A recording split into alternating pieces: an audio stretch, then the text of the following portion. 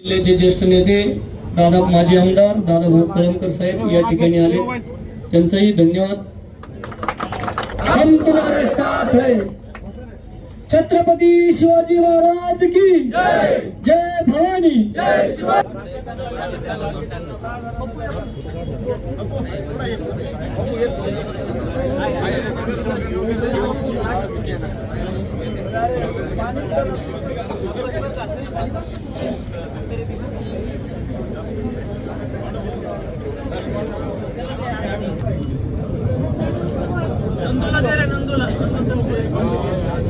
हो महाराज आकडा ना एक भर दुपारी घडलेली घटना आहे। असं नाही की रात्री अपरात्री घडली, पहाटे घडली, सकाळी लक्षात आलं, असंही नाही। भर दुपारी शहराच्या ह्याच्यामध्ये हद्दीमध्ये घडलेली घटना आहे आणि तरी देखील तपास लागत नाही। आमच्या सर्वांच्या भावना या अत्यंत तीव्रपणे दुखावल्यात। पुन्हा एकदा अशी वेळ आमच्या शहरावरती येऊ नये ही या शहरातल्या कदाचित काही राजकारण्यांची नसेल, पण प्रत्येक सर्वसामान्य, प्रत्येक जाती धर्मामधल्या प्रत्येक गोरगरीब माणसाची ही भावना आहे आणि त्या भावनेचा आदर करून आणि छत्रपती शिवाजी महाराजांच्या विचारावरती, त्यांच्या विचारावरती श्रद्धा असणारे, निष्ठा असणारे आम्ही कार्यकर्ते, त्यांच्या विचारावरती चालण्याचा आमचा विचार त्या ठिकाणी आमचा आहे, त्यांच्या विचारावर चालायचा। आणि महाराजांचा अपमान होतो याच्यापेक्षा दुसरं दुर्दैव तो आमच्या शहरामध्ये होतो, याच्यापेक्षा दुसरं खरं कुठलं दुर्दैव नाही। बाकी काय बोलणार नाही। सर्व थोर नेते मंडळी या ठिकाणी आले, मी खरं सर्वांचे मनापासून आभार व्यक्त करेल। शेवटी हे सरकारला जर जाणीवच नाही त्या गोष्टीची, अरे छत्रपती शिवरायांचं नाव घेऊन तुम्ही सरकारमध्ये सहभागी होता आणि त्या छत्रपतींचा अवमान होत असेल तर तुम्ही शर्मेची गोष्ट आहे ना। तुम्हाला जर तपास लागत नसेल, पोलीस यंत्रणा हल्ली पाहिजे, गृहमंत्र्यांनी त्याची दखल घेतली पाहिजे खऱ्या अर्थाने, ही गोष्ट सुद्धा महत्वाची आहे। पण अद्यापर्यंत कोणाला तशी जाणीव झालेली नाही।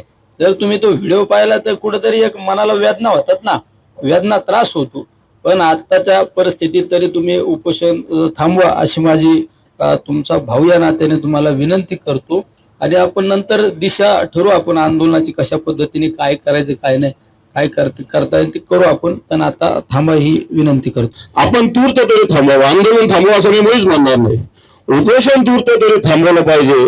या लढ्याला आपण आज हा राहुरीपुरता झालेला लढा हा नगरमध्ये नेऊ, आपण पुढे आपण हा मुंबईला नेऊ, परंतु याचा तपास लावल्याशिवाय आपण स्वस्थ बसणार नाही असा संकल्प आपण सगळे करू। म्हणून मी आपल्याला विनंती करेल की आपण हे उपोषण तूर्त तरी मागे घ्यावं अशा प्रकारची विनंती करेल। कारण ह्या लोकांना तुम्ही 8 दिवस जरी बसले ना तर यांना समजणार नाही, यांना लाज नाही आणि शरम नाही, यांनी सगळी सोडलेली आहे। तुमच्या माहितीच तो सांगतो। म्हणून आपल्याला काय करायचं तो तनिक आपण बरोबर करू। तुम्ही मंत्री राहिले, तुम्हाला सगळ्या गोष्टी माहिती याच्यातल्या, म्हणून मी आपल्याला विनंती करेल की आपण निश्चित, कारण आपल्यासारख्या सगळ्या तरुणांना येणार काळात लढा देणं अपेक्षित आहे, आपला लढा चालू ठेवू, उपोषण थांबवा अशा प्रकारची विनंती करतो। पोलिसांनाही सांगतो की हा तपास आपण त्वरित गतीने करा, नाहीतर हा लढा महाराष्ट्राच्या स्तरावर नेला जाईल अशा प्रकारचा आपल्याला मी इशारा देतो आणि थांबतो। धन्यवाद। जय हिंद, जय महाराष्ट्र। आपल्या राष्ट्रपुरुषांचा अपमान आता इथपर्यंत जाऊन पोहोचलेला आहे की शिवाजी महाराजांसारखं, आता ते मी फोटो मला पाहायला मिळाला तर काही वेड्यानं येऊन केलेलं दिसत नाही, ते दारुड्या आलन केला असं नाही दिसत। पाहिला चांगला फोटो तर तो आला दिसत शहाण्यानं केलेले, जाणीवपूर्वक केलेले असं माझं मत झालं बरं का तो फोटो पाहिल्यानंतर। असं असेल तर याचा विरोध केला पाहिजे। शासनाचा अद्याप शोध लागत नाही 26 तारखेनंतर। कसं शासन आहे? गुन्हेगार आहे त्यांना मोकळं सोडलं जातं। ही सगळी परिस्थिती आज निर्माण झाली आहे।